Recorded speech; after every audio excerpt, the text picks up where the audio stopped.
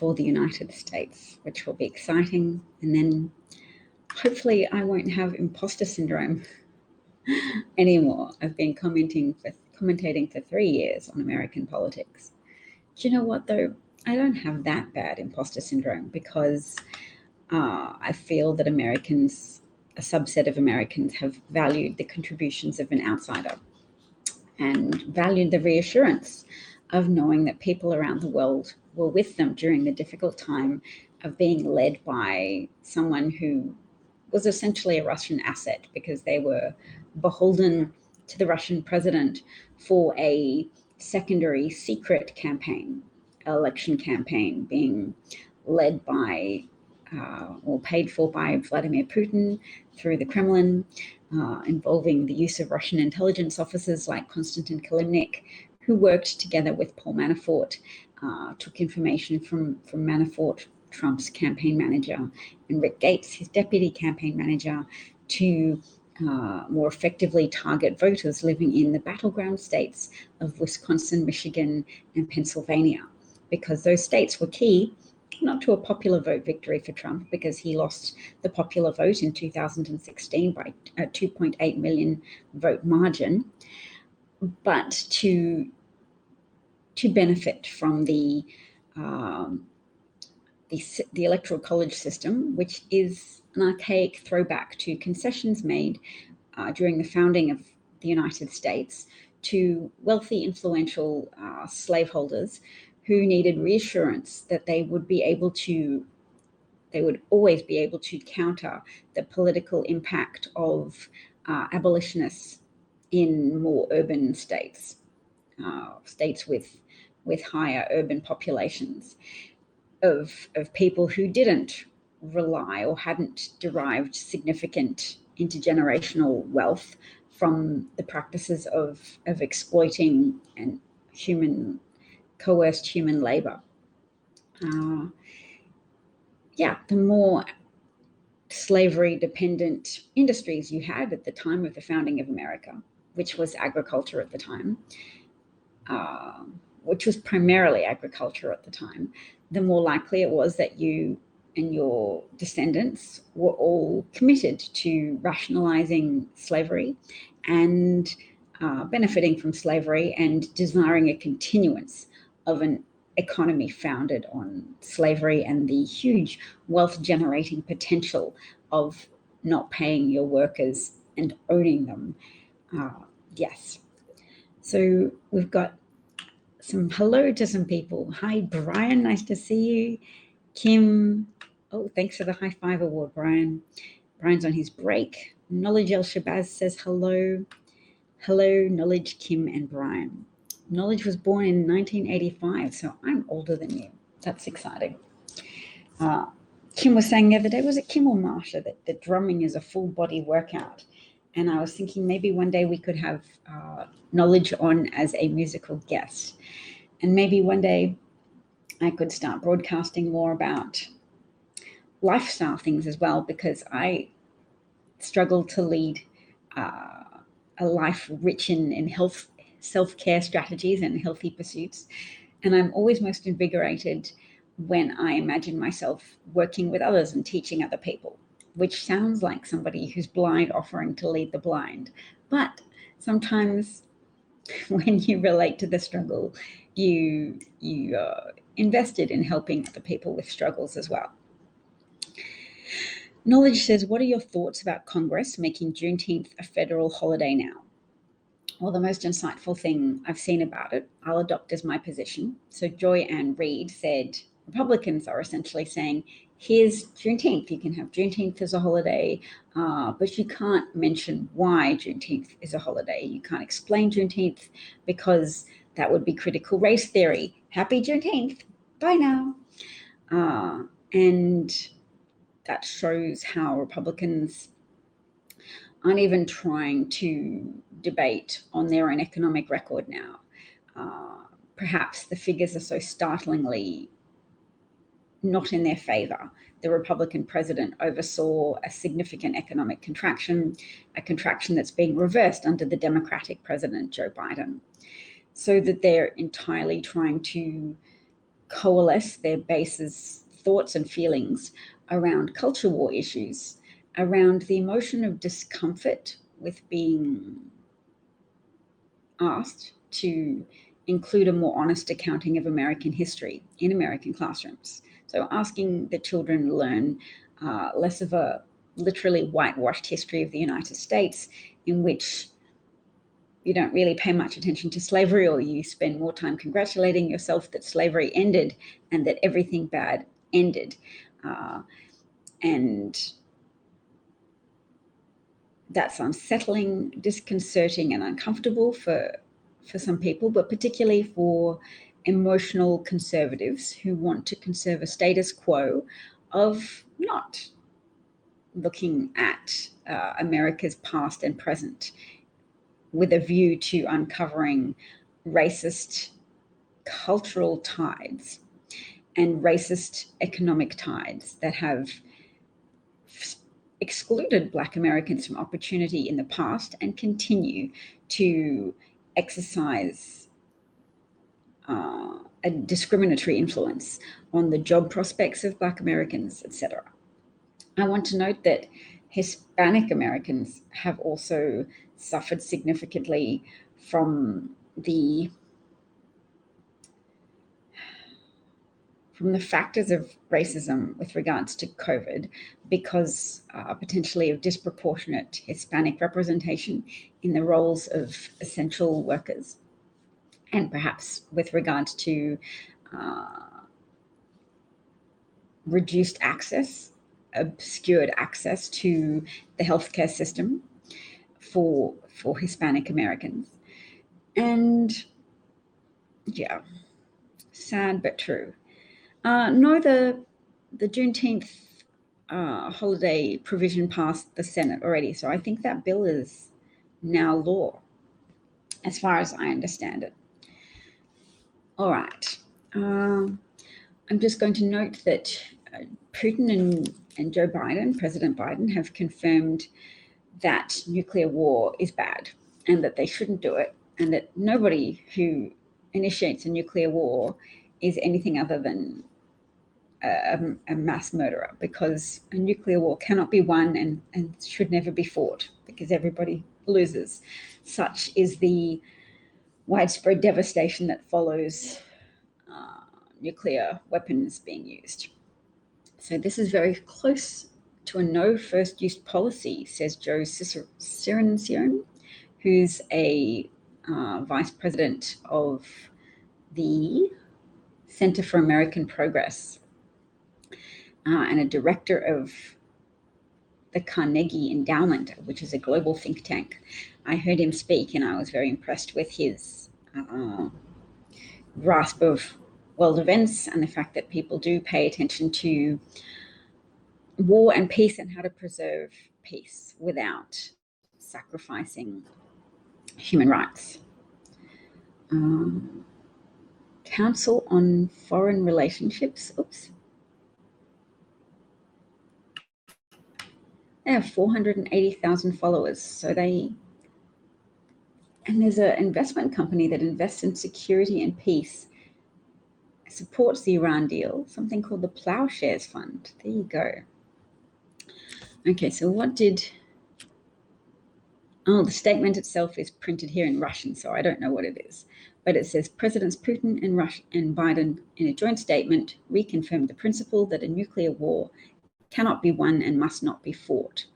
The extension shows commitment to arms control, and they will shortly start comprehensive dialogue on strategic stability. So people are impatient because many people want Vladimir Putin to experience negative consequences for the multiplicity of Russian-originated attacks on the US.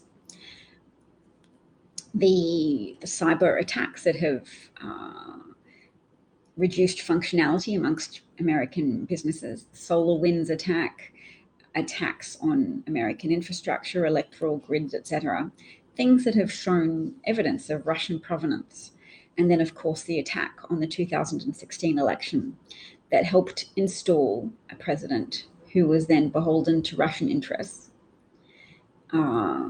and whose focus was entirely on concealing his illegitimacy and retaining power at all costs to avoid prosecution for his treason of collaborating with a hostile adversarial foreign power to gain electoral advantage in 2016. So Trump's focus was never on the American people. It was only on emotionally manipulating the American people and getting help from Russia and then hiding that help and trying to fire the special counsel and then ordering White House counsel to lie about whether or not he had ever asked for Robert Mueller to be fired. A lot of time and energy spent in trying to protect Trump and trying to protect his cronies from exposure and from consequence.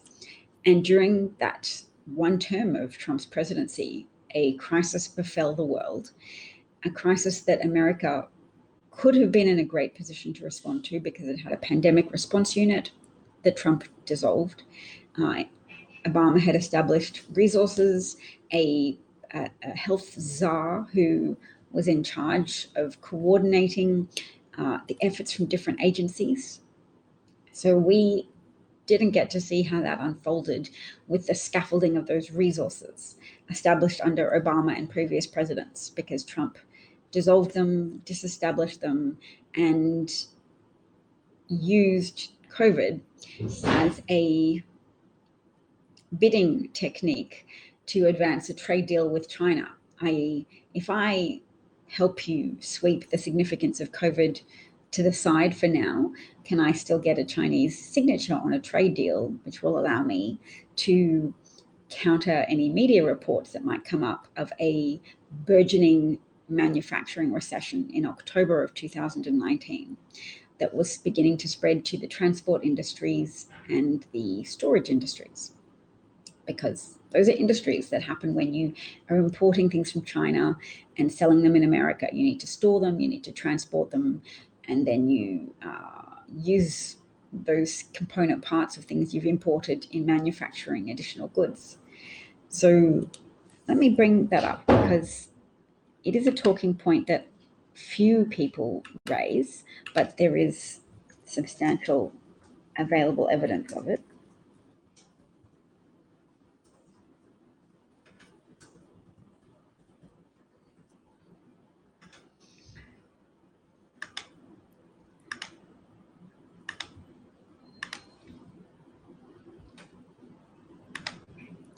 And it speaks to motivation, because when you understand, oh, Brian's got to run. Thanks, Brian. Bye-bye, darling.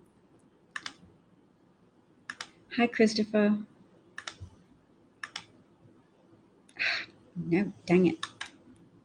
It will not allow me to show you this article. All right, but I can you see this headline? Oh. Okay, what if I move myself out of the way? Okay, so you can see that the headlines I've got up here says U.S. manufacturing industries in a recession now. That was published 11th of October 2019. And then on the 1st of October, it said U.S. manufacturing sinks to decade low, stoking economic something. So that was the lowest level of manufacturing activity since June 2009, the last month of the Great Recession. So that's the last time that manufacturing was as low. So the important thing to note there is that this was Trump's doing, that he lied to the American public about who pays tariffs and how tariffs work. He lied about the effect that his executive actions and his policy positions were having on American industry. And that was his big claim to the presidency, was that he was a billionaire who was very good with economic activity and would be wonderful. So he could not afford, in a political sense, to have that reputation challenged so effectively by undeniable facts. He needed to drown that story out. And he chose to gamble with American lives. He chose to wishfully hope that COVID wasn't real, even though he understood that it was real. He didn't understand the degree to which it would become a big problem, but he chose to play with American lives so that he would be able to say, look, China, I'm telling everybody what a great job you're doing. I'm stressing that COVID isn't a big deal. Now, please sign here on the dotted line for a trade deal with the United States. So the trade deal wasn't that great. Trump was so desperate to sign anything that obviously he couldn't pursue terms that were reliable or that favorable to the United States. He just wanted some big talking points. China's reneged on that deal. They signed it on the 19th of January 2020. And after the trade deal was signed, Trump then eventually decided it was safe to reverse his initial position of pretending that COVID would not impact America. He decided he could then say, okay, COVID is real and it's China's fault. Because once COVID became big enough, then clearly nobody was going to be reporting on the manufacturing recession anymore, or if they did, they might attribute it, the public at least could be easily led to attribute a recession, any recession evidence to COVID, to this new big problem. Thanks for the Super Heart Award, Shell Lady. Yes, so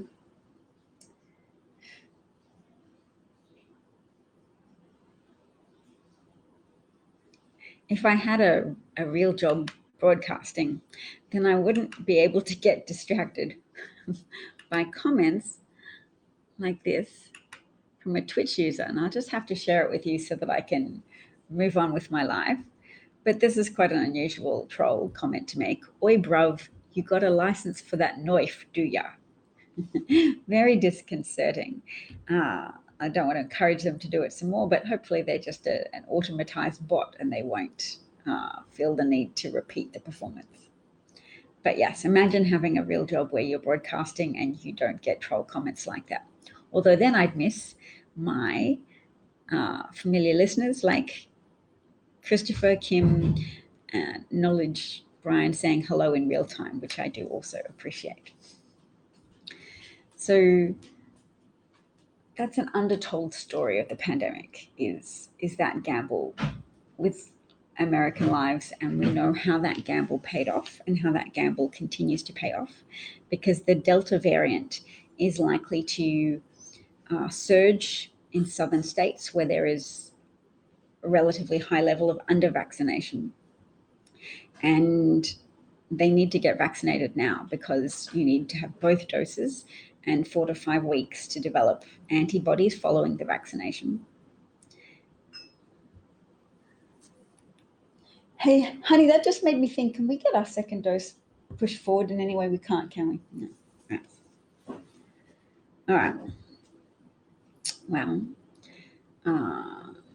yes, so you need both doses, 4 to 5 weeks to develop antibody levels in your own body, because remember, the vaccine delivers a template to your immune system of how to respond to COVID and how to quickly attack and kill it with appropriate antibodies. So the vaccine does not stay in your body for long. It is dissolved by enzymes, but it's a teaching template and the lesson is retained for a long time. It's in the process of being tested for how long, but the indications so far are for a substantial period of time. You might have to get booster shots of the vaccine. We don't know. That's an ongoing study, but millions upon millions of vaccine doses have been administered now. Hiccup. And it's safe. But there's a concerted anti-science push from people who are clout chasing via damaging public health, via sabotaging public health campaigns to immunize people and to save lives and to bring this pandemic under control, which is an extraordinarily unethical way to behave. But we're learning things about human nature in real time, and we're learning that some people have a very decided ability to they don't have to suppress their own conscience. We know consciences can be noisy. That's how shame works. That's why people get depressed, because their shame mechanism isn't working properly and they get ashamed about something to an irrational degree and get fixated on that, and their brain surely shuts down, because people have ways of self-sabotaging if they consider themselves guilty of something that is antisocial or inappropriate. Do you think that's an interesting thought? That's my interesting thought. But some people don't have that shame, and they've become so accustomed to lying to other people, the lies work convincingly on themselves. So I'm thinking specifically of Charlie Kirk, who heads an organization called Turning Point. And I'm thinking of Tucker Carlson and Laura Ingraham, Sean Hannity, etc. People who have been vitriolically disparaging the vaccine and requirements to be vaccinated. They've been disparaging businesses that have sought to require vaccination from their workers before return to work. All of these moves, which have been tentatively made, employers have been afraid of the legal consequences. One hospital asked all of its workers to be vaccinated before returning to work at the hospital, and there was a legal challenge mounted to that, and the hospital won. So other hospitals still might be reluctant to follow suit because they'll be watching the appeals process and if it's appealed and how it drags out.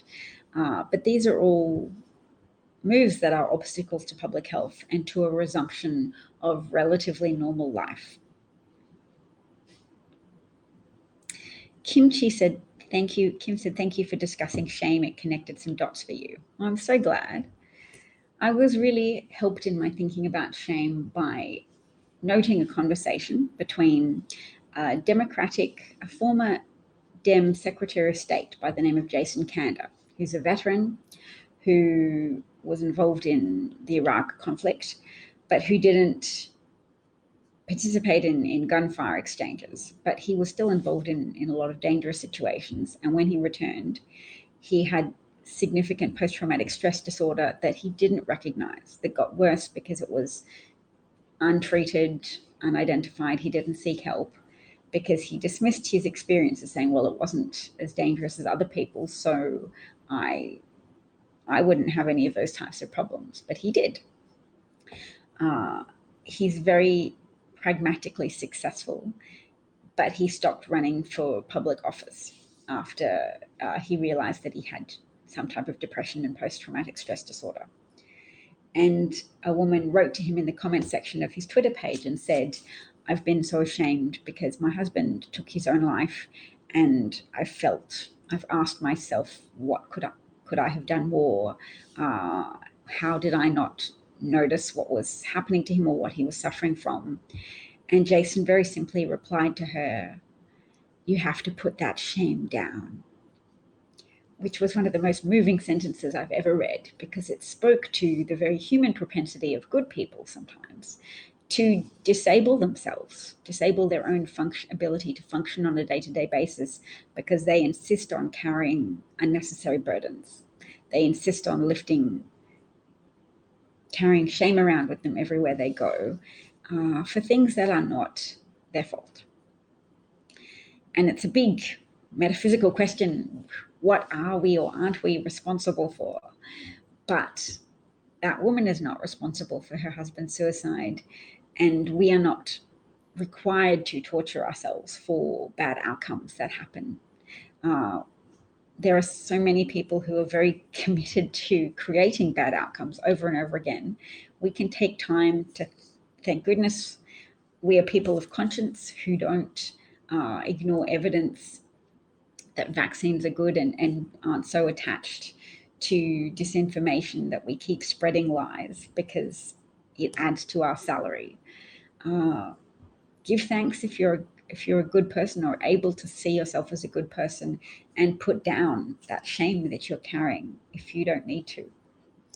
The criteria for not being ashamed doesn't just have to be I'm not in jail, I haven't done anything so terrible, but are you beating yourself up for something that is unlikely to be a significant moral crime that you persist in, a consistent moral error that you persist in? That ability, that capacity to feel shame is supposed to be is supposed to be a pro-social function of humanity. And when we have access to lots of information, sometimes we can get overwhelmed with information, and we can find moral confusion. That's probably one of the real appeals of joining a religion, is you accept the moral pronouncements of an authority figure, and that helps you resolve any of those subconscious anxieties about whether you yourself are worthy of condemnation. You go, okay, no, look, I'm part of the in-group, and the leaders tell us all that being part of the in-group is the most moral thing we can do. We accept this religious text and this religious leader. It creates not just a sense of belonging, but an ability to resolve anxiety.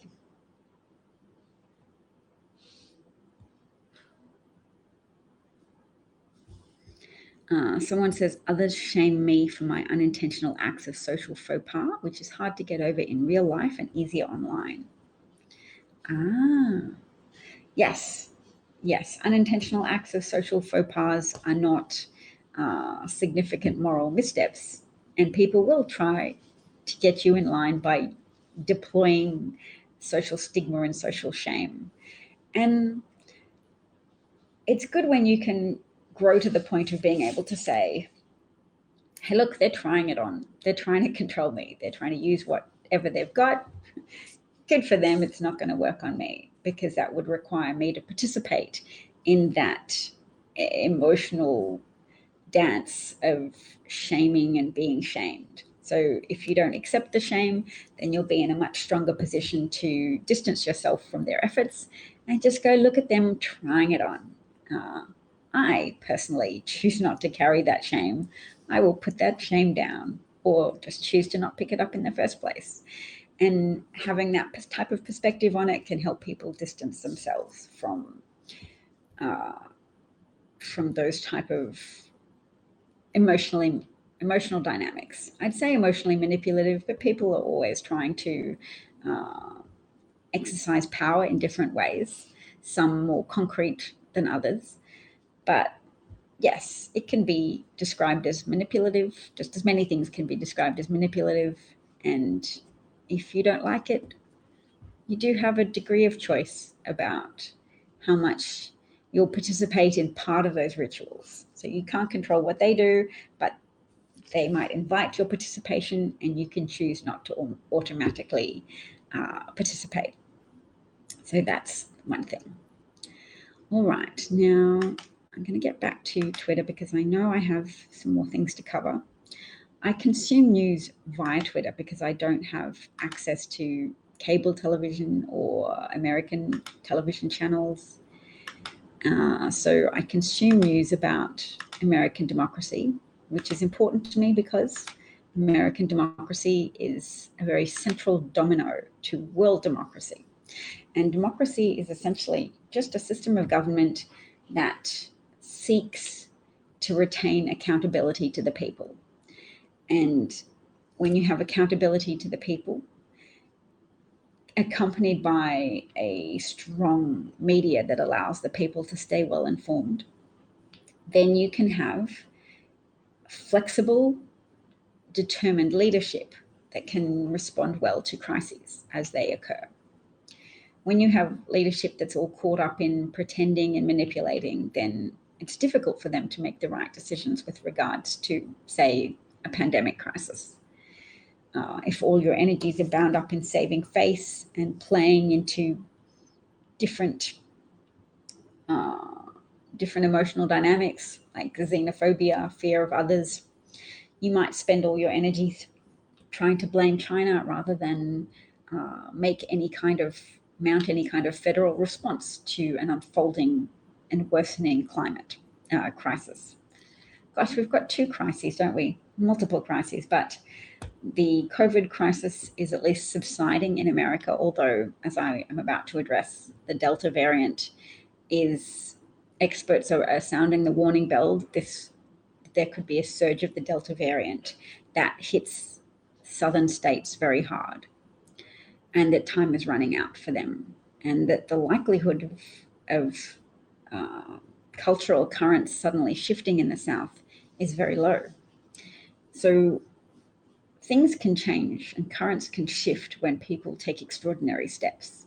So if the unexpected happens and leaders in the South do pay attention to the warnings of experts and do start speaking clearly and persuasively to people in the South to advocate for vaccination, then things could change. But all I see is Republican politicians carving out a space, putting their stake in the sand of saying we resist vaccinations and we are going to punish businesses for trying to compel vaccinations.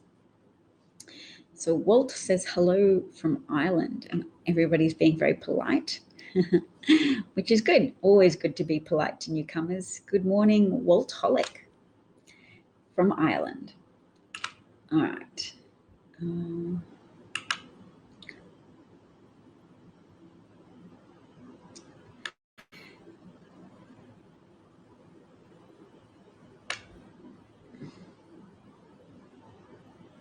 Oh, wow.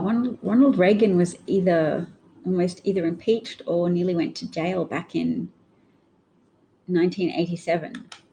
I need to learn more about the Iran-Contra controversy. So as far as I can understand, it sounds like people sold arms to Iran, and that this was after Jimmy Carter's presidency.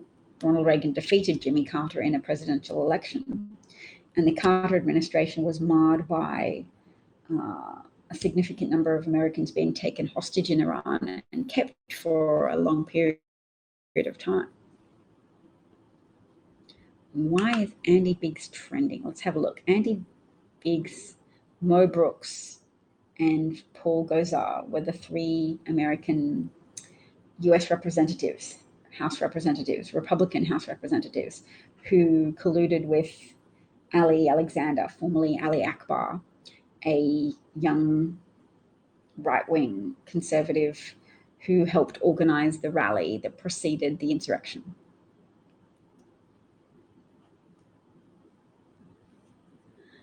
Yeah, so the bill has passed the House, which is good because the bill's already passed the Senate. I remember that. The Republican senators voted to make Juneteenth a holiday as well, which is June the 19th. There were 14 no votes. Tom Massey, Mo Brooks, Scott DeJarle, Andy Biggs, Tom Tiffany, blah, blah, a lot of people who are very racist. Oh, Ronnie Jackson. Wow, Ronnie Jackson made it to political office. I'd sort of heard that. I hadn't really registered it thoroughly. Ronnie Jackson is the former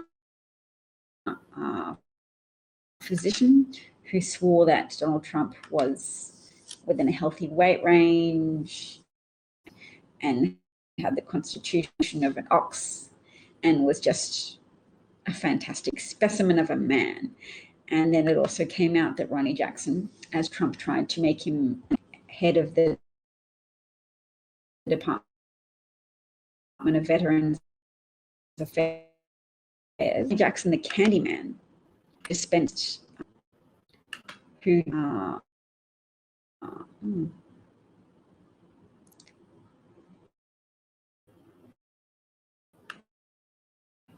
Kim thinks that the okay.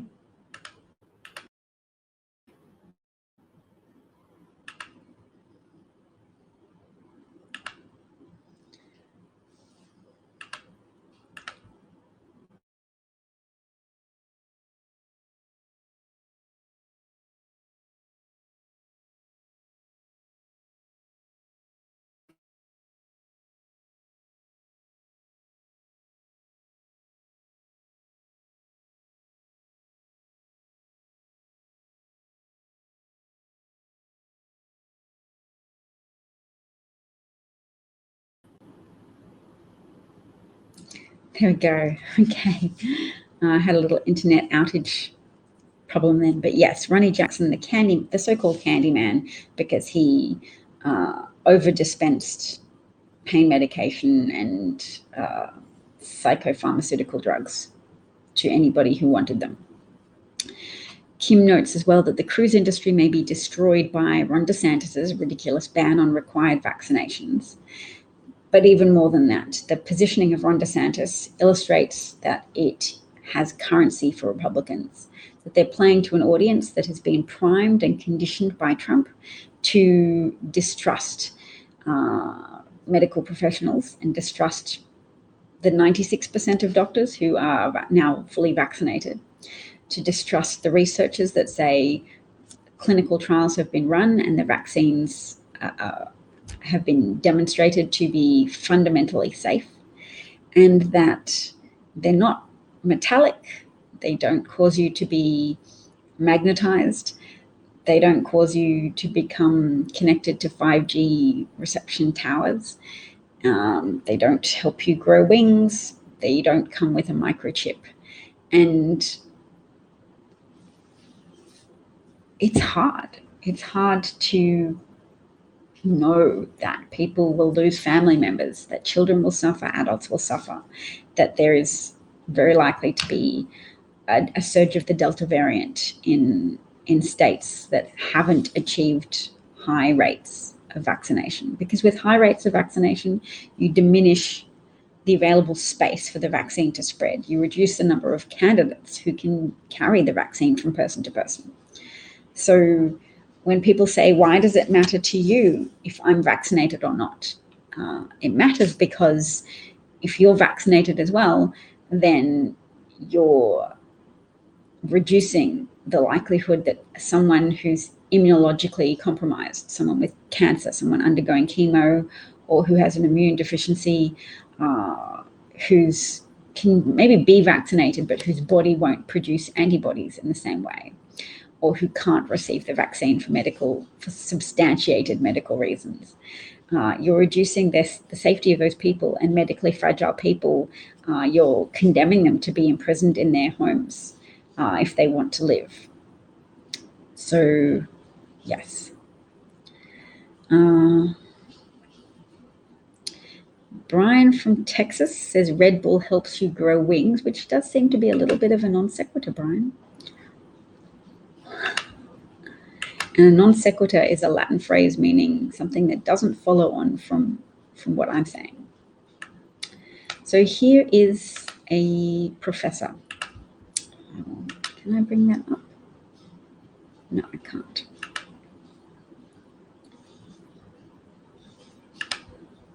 Oh, I want to say hello to Norma Jean as well, if I haven't already. She dropped in and said I'm listening, which is nice.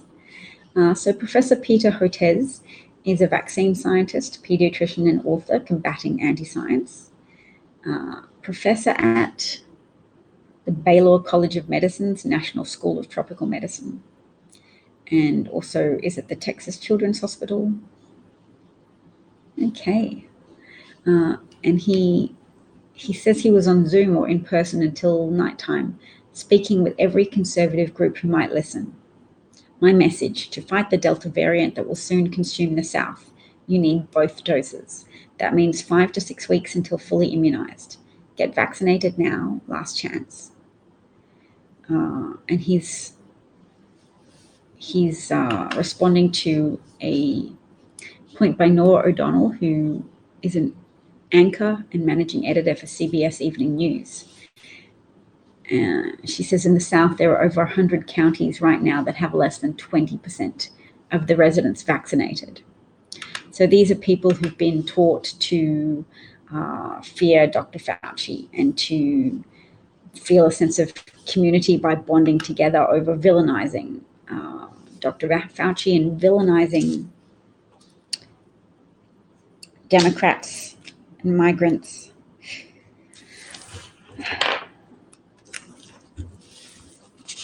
Villainizing is a good verb. I'm writing it down because it does sound like it's something you do that's fictional. You have villains in fiction. And this is a process of creating a fiction around people like Dr. Fauci to pretend that there's evidence supporting a lab leak theory. There isn't evidence behind it. It's just being considered more strongly than it was previously, when there was more of a consensus that it couldn't be possible at all. And now people have said, well, there is conclusive evidence, and the Chinese government, as per usual for the Chinese government, is a bit shifty and unhelpful when people try to investigate. But there's no actual evidence of a lab leak origin of COVID. And even if there was, it certainly wouldn't exculpate Donald Trump from failing to mount a federal response, any federal response, and instead opting for a campaign of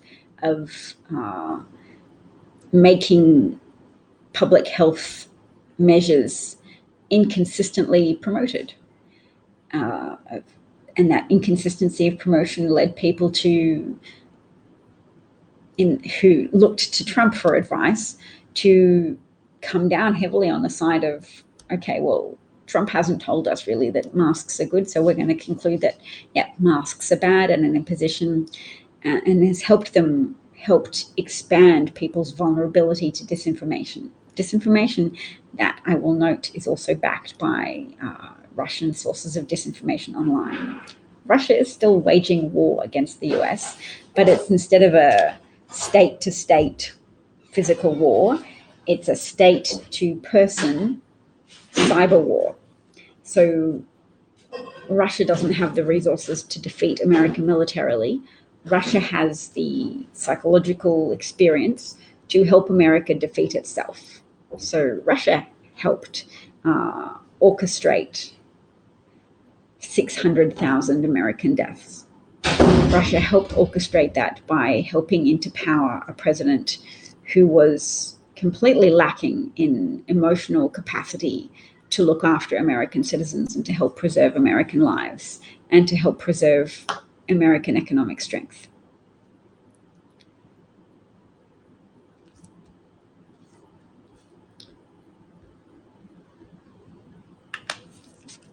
So I'm going to just play this news outlet, and then I'm going to go because I have to go pack.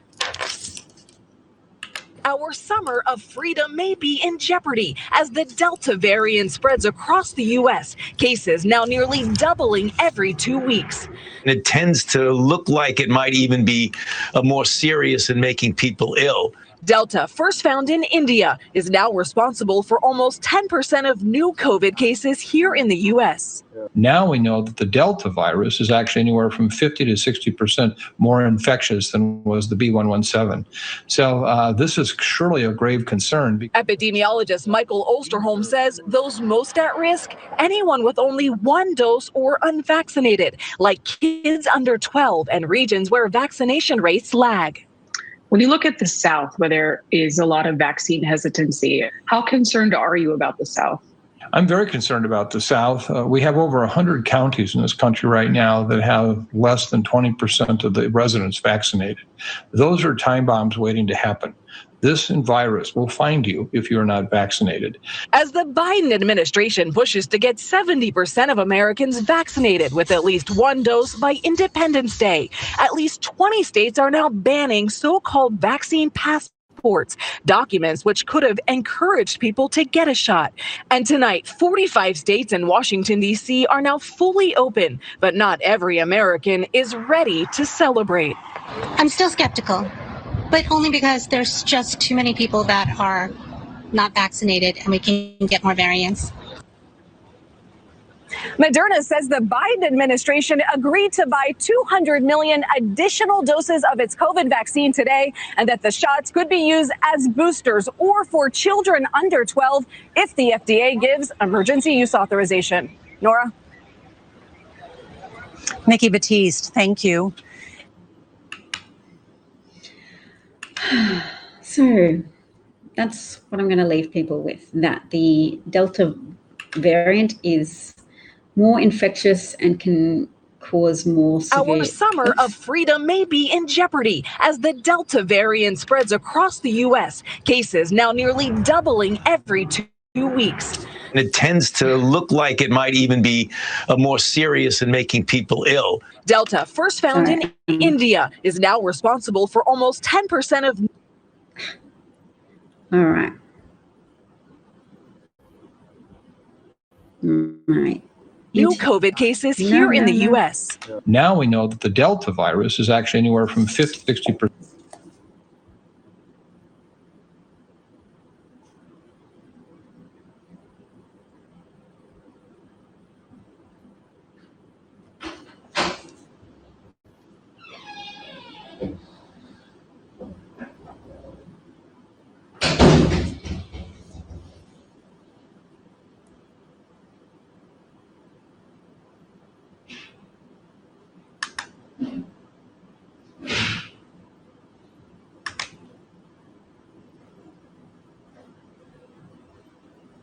More infectious than was the B117. So this is surely a grave concern. Epidemiologist Michael Osterholm says those most at risk, anyone with only one dose or saying unvaccinated, like kids under 12 and off. regions where vaccination rates lag. When in the South, where there is a lot of All right. So thanks for listening. And I hope everybody has a good day. Thanks for the Super Heart Award, Kim. And take care, indoor smokers. Acknowledge everybody else who is listening today. Thank you for your time and take care of yourselves and others.